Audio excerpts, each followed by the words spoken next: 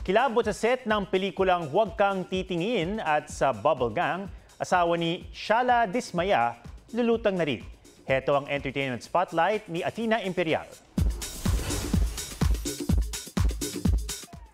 Max Collins, slay pa rin kahit nadulas sa New York Fashion Week. Sangretera meets OG Sangre Alena sa It's Showtime. Ginawa rin ni Bianca Umali at Karil ang iconic brilyante pose.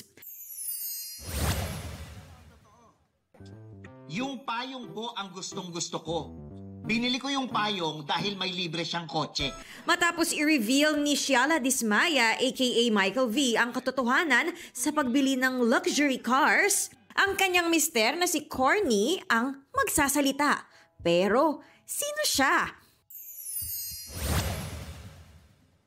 Horror agad ang feel sa first taping day ng pelikulang Huwag Kang Titingin sa isang ancestral house. Nakakatakot dito pagpasok, tas yun umuulan, tas nagbabaha. Sabi ko, nako, pag gumabi na, tas walang ilaw, ayoko mag-isa. It's very big, it's very dark. So itong pinanggalingan ko ay isang spiral staircase na ang kadugtong niyan yung silong sa baba.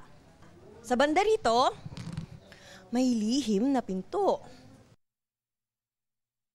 Full support naman si GMA Network Incorporated Senior Vice President at GMA Pictures President, Attorney Annette Gozon Valdez, na bumisita rin sa set ng collab film ng GMA Pictures at Mentork Productions.